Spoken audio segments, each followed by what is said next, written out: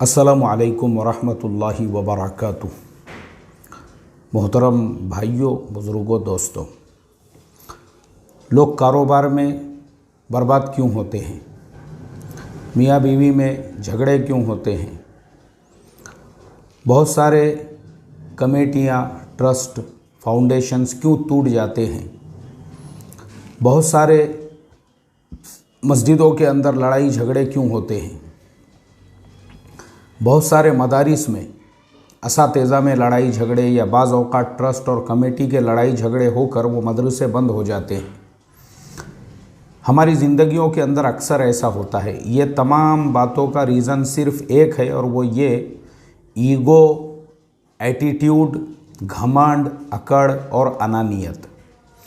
ये जो लफ्ज़ है ना, अनानियत और ईगो, ये इतना ख़तरनाक है। ये सिर्फ़ उर्दू और इंग्लिश दोनों में भी 3 हुरूफ का ये लफ्ज़ है, अना और ईगो।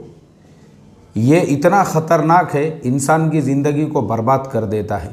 तलाक़ सिर्फ़ ईगो की वजह से, सिर्फ़ ईगो की वजह से। न शोहर पीछे हटने को तैयार है, न बीवी पीछे हटने को तैयार है। दोनों अपने ईगो, यानी छोटी छोटी बातें, इतनी छोटी छोटी बातें। अभी मेरे पास में वो सारे केसेस आते रहते हैं, मैं आपको सुनाऊंगा तो हैरत करेंगे आप। लोग अपनी ज़िंदगियां बर्बाद करना गवारा कर लेते हैं, लेकिन अपने ईगो से पीछे हटने को तैयार नहीं होते हैं, सिर्फ वो ईगो की वजह से। अल्लाह रहम करे। और सुलह हुदैबिया का जो वाक़िया है अल्लाह के नबी सल्लल्लाहु अलैहि वसल्लम का, वो हम तमाम लोगों को यही इबरत और नसीहत देता है कि देखो, अल्लाह के नबी ने पीछे हटकर, यानी जो पीछे हटने वाला होता है ना, वो फेल नहीं होता है, वो नाकाम नहीं होता है, बल्कि इसको एक हिकमत अमली कहते हैं। हिकमत अमली यानी आप एक हिकमत अमली को इख्तियार कीजिए। पीछे हट गए आप, थोड़ी देर के लिए आप पीछे हट गए, आप नाकाम नहीं हुए, बल्कि कामयाबी के और दरवाज़े आपके लिए खुलने वाले हैं। जैसे कुरान की आयतें नाजिल हो गई, इन्ना फ़तहना लका फ़तहम मुबीना। ऐसे ही यही फार्मूला अगर हम अपनी घरेलू ज़िंदगी में, अपनी मुआशरत की ज़िंदगी में अप्लाई करते हैं, शोहर अगर ये सोच के थोड़ा पीछे हट जाए कि आगे हमको पूरी ज़िंदगी गुजारना है, या बीवी थोड़ा सा ये सोच के अपने ईगो को, अपने अना को दबा ले कि नहीं, हमको तो पूरी ज़िंदगी गुजारना है, तो आपकी आगे की जो ज़िंदगी है वो जन्नत बनेगी आपके लिए। फिर मियाँ बीवी में प्यार रहेगा, फिर मोहब्बत रहेगी, फिर आपकी औलादें पैदा होंगी। और अगर मान लो ईगो और अना वो दरमियान में है, पीछे हटने को तैयार नहीं है, तो कुरान में जो फ़तेह का वादा है वो पीछे हटने के बाद है, तो फिर क्या होगा? ज़िंदगियां बर्बाद होंगी। अब एक दूसरे पे केस हो चुके हैं, अब जो है कोर्ट में केस चल रहा है, मुकद्दमेबाजी चल रही है, और लड़की भी अपने ईगो पे जो है अड़ी हुई है, हम भी पीछे नहीं हटते। लड़का भी अपने ईगो पे, चलने दो बोले कोर्ट में, तारीख़ पे तारीख़, तारीख़ पे तारीख़, तारीख़ पे तारीख़, तारीख़ पे तारीख़, हर तारीख़ पे बराबर हाज़िरी हो रही है, और ज़िंदगी दोनों की भी बर्बाद हो रही है। इसके अलावा कुछ नहीं है, क्योंकि ईगो की वजह से, सिर्फ़ ईगो की वजह से। अल्लाह रहम करे मोहतरम दोस्तों। और मैं आपको ये सारे डिटेल्स इसलिए बता रहा हूँ कि जो सुलह हुदैबिया में फ़तह का वाक़िया, यानी फरमाया इन्ना फ़तहना लका फ़तहम मुबीना, वो कब ये आयतें नाजिल हुई? पीछे हटने के बाद। सेम टू सेम ये एक वाक़िया हमारे साथ पेश आया। मुझे आपको वो वाक़िया की रोशनी में ये सारे वाक़िया समझाना था कि वाक़ई में भी अल्लाह का निज़ाम देखो, जो पीछे हटने वाला होता है उसके लिए कामयाबी के दरवाज़े कैसे खुलते हैं और कैसे मसाइल हल होते हैं। अभी मैं गुजरात के सफ़र पर था, तो हमारे इलियास भाई, हमारे वली भाई इंजीनियर के जो फ़र्जंद है, वो और मौलाना सुलेमान साहब मंगेरा, वही डाभेल में रहते हैं, मदरसे के पड़ोस में ही। मौलाना सुलेमान साहब, मैं और इलियास भाई गाड़ी को ड्राइव कर रहे थे। हम लोग एक बस्ती की तरफ निकले, एक मदरसे की ज़ियारत के लिए। वहाँ से हम लोग जो है फ़ारिग हुए, वापस इलियास भाई के मकान की तरफ आ रहे थे, तो मरोली के अंदर रेलवे के ब्रिज का काम चल रहा है, ओवर ब्रिज का काम चल रहा है। रेलवे का जो गेट है वो वहाँ पे बंद है, गेट ही नहीं है वहाँ पे। अब वहाँ एक मसला ऐसा है कि सयाहत के लिए, सयाहत मतलब वहीं पे करीब में जो है समंदर का किनारा है और कसरत से लोग सैटरडे संडे जो है कसरत से सूरत से और दीगर शहरों से वो उस दरियाई यानी समंदर के किनारे पे वहाँ पे बीच के लिए लोग जाते हैं, तो उनको मरोली के उसी रास्ते से गुज़रना पड़ता है। अब वो तो गेट बंद है रेलवे का, अब रेलवे का गेट बंद होने की वजह से ब्रिज का काम चल रहा है, तो अब लोगों को कुछ समझ नहीं रहा है कि कौन से रास्ते से किधर से हमने कैसा जाना चाहिए। अब हम लोग जो है उसी रास्ते से हम वापस लौट रहे थे, यानी इलियास भाई, मौलाना सुलेमान साहब मंगेरा और मैं, हम तीनों उसी कार के अंदर थे। इलियास भाई गाड़ी चला रहे थे, हम अपनी साइड से बराबर थी, लेकिन अब जो लोग हैं वो बेचारे अटक गए हुए थे, उनको समझ में नहीं आ रहा था, वो सारे का सारे रॉन्ग साइड में उनकी सबकी गाड़ियाँ खड़ी हुई। अब हम तो अपनी साइड से बराबर हैं। अब अगर इलियास भाई ने क्या किए, उन्होंने कहा कि यार हम तो अपनी साइड से बराबर जा रहे हैं, ये लोगों की गलती है कि ये लोग सब रॉन्ग साइड में खड़े हुए हैं। अब इलियास भाई अगर अपनी गाड़ी में वहीं पे बैठे रहते तो ना वो लोग इधर जा पाते ना हम लोग उधर जा पाते। इलियास भाई ने क्या किए, उन्होंने कहा कि अरे यार अब ये अगर हम रोड की साइड में गाड़ी लेंगे फिर और कोने में जो है गाड़ी करेंगे तो ये रास्ता क्लीन नहीं होगा। उन्होंने रिवर्स गियर डाली और बहुत पीछे तक जो है गाड़ी को लेकर गए और पूरा एक रास्ते के किनारे खड़े हो गए। जैसे ही उन्होंने अपनी गाड़ी को पीछे हटा लिए, सामने का रास्ता पूरा जो है सामने वालों के लिए क्लियर हो गया। हालांकि वो सारे रॉन्ग साइड थे, सारे लोग जो है पूरी स्पीड के अंदर वो उनकी गाड़ियाँ निकल गई और वो गाड़ियाँ निकलने के बाद सिर्फ 30 सेकंड के अंदर जो पूरा रास्ता था वो एकदम साफ़ हो गया, वो पूरा का पूरा जो है क्लियर हो गया। तो मैंने इलियास भाई से कहा, मैंने कहा इलियास भाई तुमने जो गाड़ी अपनी पीछे ले ली है, असल में ये एक बहुत बड़ा सबक है।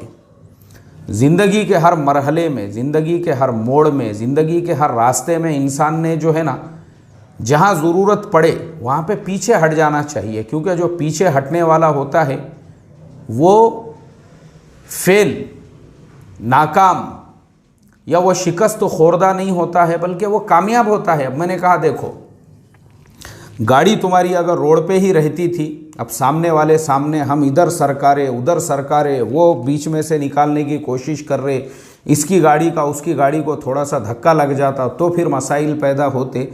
उससे बेहतर ये किया आपने कि आप पीछे हट गए। आपके पीछे हटते ही आधे मिनट के अंदर पूरा रोड साफ।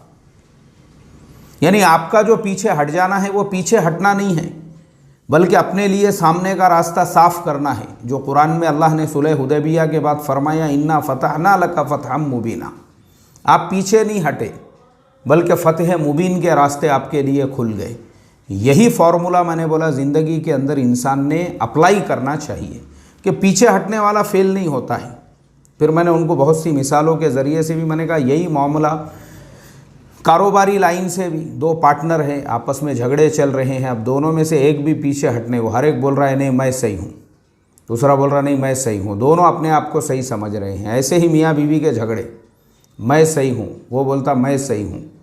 अब दोनों मैं सही हूँ में ज़िंदगियाँ बर्बाद हो रही है, कोर्ट में तारीख़ पे तारीख़ चल रही है, अल्लाह माफ़ करे, तंजीमें टूट रही है, मैं सही हूँ, वो बोलता मैं सही हूँ, जमातें टूट रही हैं, मैं सही हूँ, वो बोलता मैं सही हूँ, तहरीकें टूट रही है, मैं सही हूँ, वो बोलता मैं सही हूँ। अल्लाह हिफाजत फरमाए मुसलमानों की 100 साल पुरानी जो जमातें टूट चुकी है, जो तहरीकें टूट चुकी है, बड़े बड़े इदारे जिनके दो टुकड़े हुए, वो सिर्फ इस वजह से नहीं मैं सही हूँ, मैं क्यों पीछे हटूँ।